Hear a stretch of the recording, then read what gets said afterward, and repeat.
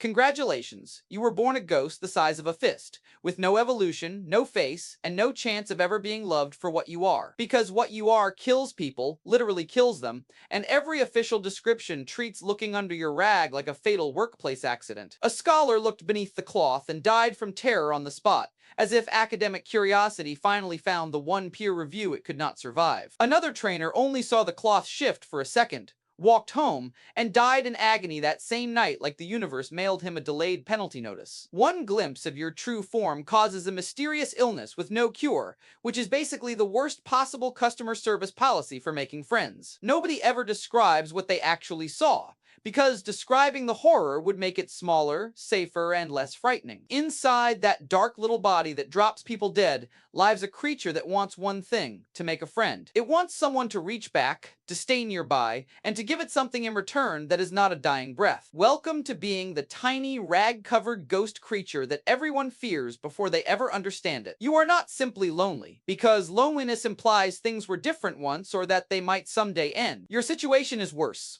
You live in darkness because sunlight hurts you, hiding in abandoned supermarkets, old houses, and corners where normal creatures need courage and a flashlight. Your default habitat is the kind of place people dare each other to enter, which is a terrible location for someone desperately trying to be approachable. At some point, nobody knows when, you found a scrap of cloth, an old rag, and made a beloved electric mascot costume out of it. The face was drawn like crayon, the ears pointed in different directions, and the tail was just a stick pretending to be lightning. This was not cosplay, because cosplay implies confidence, mirrors, hands, lighting, and some chance that the result looks intentional. This was your best effort, made in total darkness, without hands, without a mirror, from blurred memories of something loved from far away. The beloved yellow mascot was everywhere by then, on bags, shirts, bottles, buildings, and every cheerful object society could physically ruin with branding. For roughly 20 years, you watched that yellow rodent get hugged, photographed, celebrated, and treated like the official face of being lovable. You did not understand what it had that you lacked, but you understood one thing: if you looked like it, maybe someone would come closer. It worked in exactly the wrong direction, because trainers did notice you, but they noticed the part where everything was slightly off. You looked almost like the mascot, but crooked, holes instead of eyes, uneven ears, a fake tail, and a shadow that moved wrong under the cloth. Something ancient in the human nervous system fired at that point. The same reflex that makes almost right faces feel worse than completely wrong ones. Close to right, but not right. Familiar but broken, cute but wrong enough that every instinct says to leave. Your plan for making friends runs in reverse. Without the costume, you kill on sight, and in the costume, you trigger instinctive dread. The worst part is not that the costume fails, because failure would almost be manageable if you could misunderstand it. The worst part is that you know it fails, because you saw the reactions and watched trainers flinch before they even knew your name. The one cat-like creature who can translate your speech has nearly died from terror several times after conversations with you. Each time, the translator refused to repeat your words out loud, choosing silence over whatever he heard under that crooked rag. He told people you say frightening things, so frightening that even explaining them would feel like opening the cloth again. And still, you repair the costume, because the broken thing is somehow still the only thing between you and total rejection. Every time the cloth tears in battle, you spend the night in front of a mirror sewing it back together. Getting the costume right is hard, and the ears never sit correctly, the face never matches, and the whole disguise keeps looking handmade in the worst way. You cry on the inside, because on the outside, you have no face to cry with. You mend it, redo it, and mend it again, knowing that tomorrow someone will probably tear it apart again. Damage the costume, and you will never be forgotten, because the creature will pursue whoever ruined its disguise for the rest of its life. The costume is not precious because it is beautiful.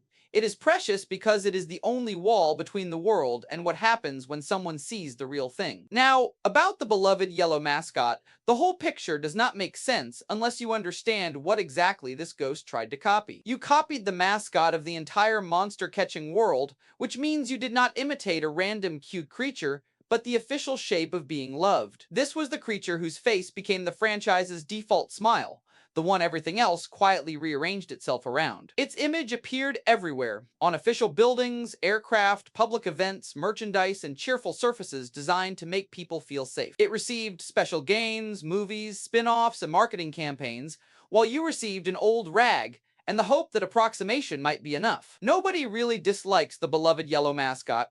Children love it, adults love it, and even people who never played the games recognize it as friendly. So you took a piece of cloth and tried to become it, because from your corner of the dark, that looked like the only available route to affection. In some of your kind, that comparison turns sour and becomes hatred, because copying the most loved face in the world does not make the love arrive. One villain team, Mimikyu, wore the costume not out of admiration, but because the yellow mascot had become the object of its absolute hatred. Keeping that hated face in front of itself every moment became a way to stay focused on the only reason it still wanted to fight. The cat-like translator heard one of its monologues and refused to repeat it, as if the translation itself would contaminate the room. This Mimikyu attacked every yellow electric mascot-like creature in visual range, even when they belonged to completely different trainers. It ignored its own trainer's orders whenever there was no target, but the moment a target appeared, everything else disappeared. The end of that story was not victory or closure. At the ocean's edge, it saw its own reflection in the water and started crying. The cat-like translator told it that hatred goes nowhere,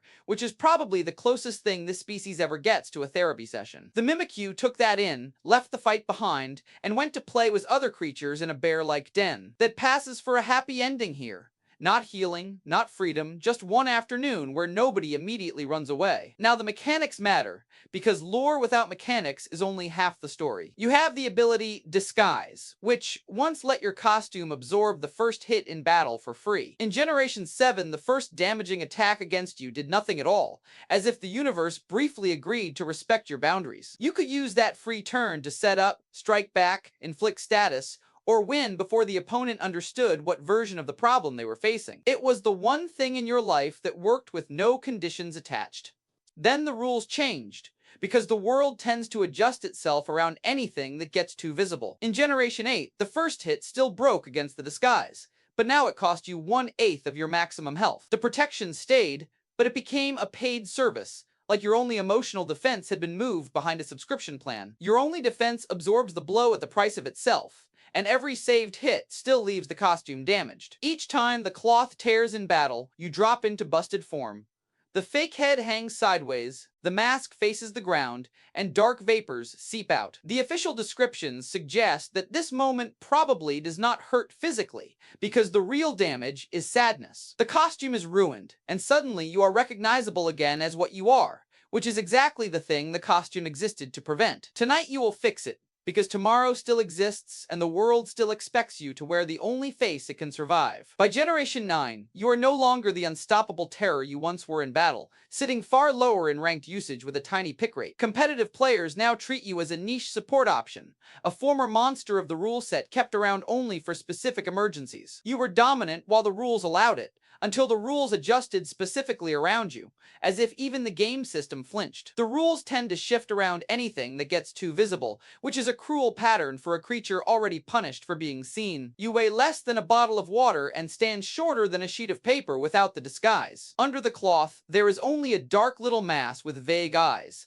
Something so small that the reaction it causes feels completely disproportionate. The leaked concept art made the supposed real form look almost disappointingly simple, which only made the lethal fear stranger. The answer is probably not the shape itself, but the absence of anything the mind can translate into a normal face or body. It is dark, it is looking back, and apparently that is enough to make the human brain give up. Mimikyu knows this, and that is the whole reason the crooked costume exists in the first place. One Mimikyu in Alola belongs to a young ghost specialist, and this one is different because it is not only ghost type but an actual ghost. It is intangible, incapable of normal physical interaction, unable to battle, and still follows the trainer who loves it. It floats near her in its crooked costume, going nowhere, doing nothing useful, simply present. The ghost specialist is not afraid of it, does not treat it like a hazard, and talks to it like a strange little friend. That is the only kind of relationship in the lore where Mimikyu and a human share space without terror standing between them. In the sleep-tracking spin-off world,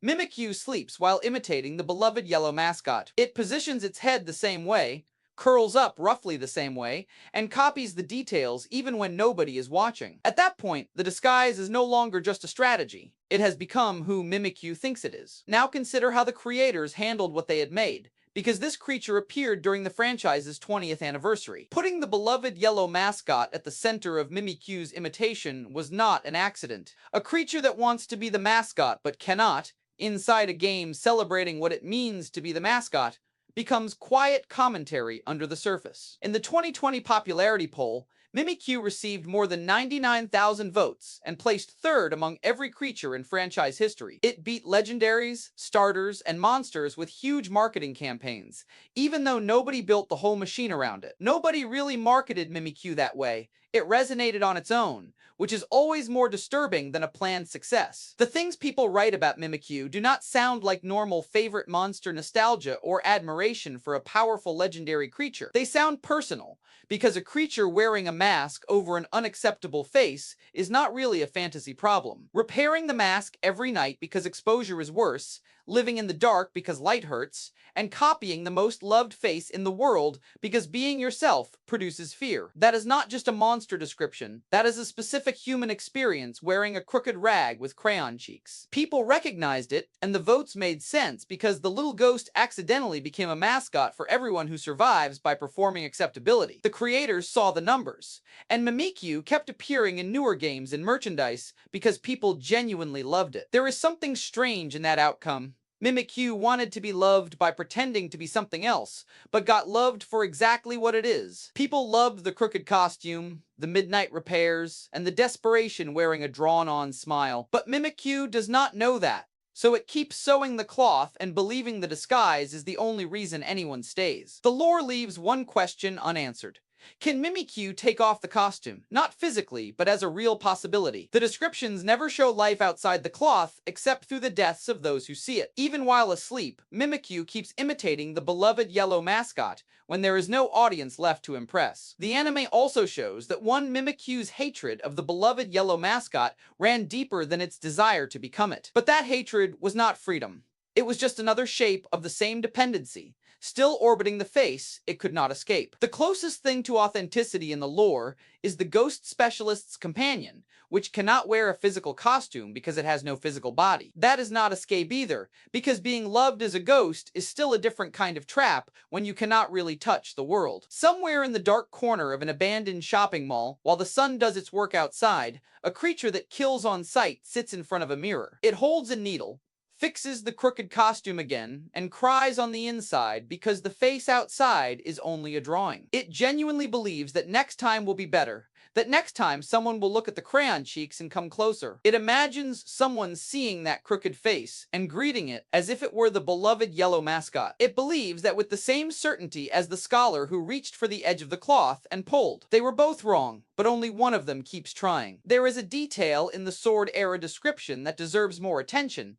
Mimikyu repairs the disguise in front of a mirror. A creature with no stable face sits before a reflective surface and studies itself in order to fix something that is supposed to look like something else. The mirror shows the costume. The costume shows the beloved yellow mascot, and under that is whatever it is that kills you. Every night, the same impossible arrangement repeats in front of the mirror. The game also specifies that repair is difficult. Not because the tools are wrong, but because the creature itself struggles to make the costume properly. The ears never sit quite right, the proportions stay off, and the face always looks like it was drawn with the wrong hand in the dark. Mimikyu knows this, because it has the mirror and can see that the result still does not match the reference. It fixes the costume anyway, knowing the gap will still be there when it is done. The totem Mimikyu in Alola runs its trial inside an abandoned discount store, a dead commercial space built for crowds that no longer come. The place is full of mannequins, empty shelves, broken carts, and the residue of a promise that buying things would make you feel better. The trial is framed as a ghost story, but the haunted thing is a lonely creature living in the ruins of failed consumer happiness. The metaphor is not subtle. The creators put the loneliest creature in the store. In the anime, Mimikyu sees a giant parade float of the beloved yellow mascot and watches two children react to it with delight. Mimikyu wears the same face as that float, but the face gets love there and fear here. The costume is not failing as an object. The problem is that the love attached to the original cannot be transferred by wearing its outline. Mimikyu has been pointing at the beloved yellow mascot for years, but the thing being pointed at is still not Mimikyu. The ghost specialist's shiny Mimikyu is worth returning to here, because it is gold and black instead of the usual yellow disguise. It haunts the ghost specialist, not as a battle partner, but as a companion who passed on before she could catch it normally. She keeps it anyway, and it follows her into the trial site like a friend who no longer needs the rules to count. During the challenge, it floats on the sidelines and watches the player face the totem Mimikyu. Two Mimikyu share the same room, one intangible and loved,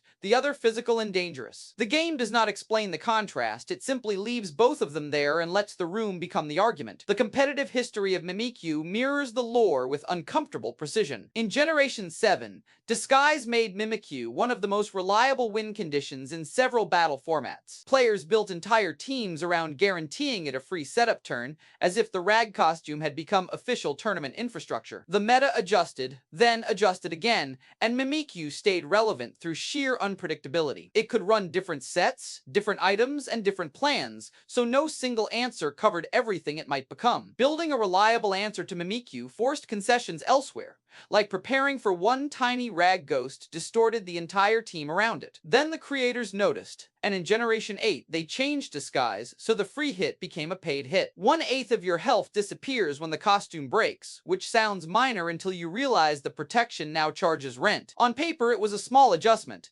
In practice, it meant Mimikyu could no longer guarantee a free setup turn against every threat. The meta moved on, because competitive environments have the emotional loyalty of a rental algorithm. Mimikyu followed, as it always does, adapting to whatever space remained after the rules got smaller around it. By the newest battles, it became an emergency answer to setup sweepers, useful in specific matchups, and absent from most teen lists. The creature that was once too strong got adjusted, then kept showing up anyway. It did what it could with the space it had left, which is basically the entire story of Mimikyu compressed into battle mechanics. Get up, Mimikyu! Someone tore the costume again. The needle and thread are where you left them. The mirror is waiting, the rag is broken, and tomorrow still requires a face. So the tiny ghost sits down again and starts repairing the thing everyone else thinks is just a costume.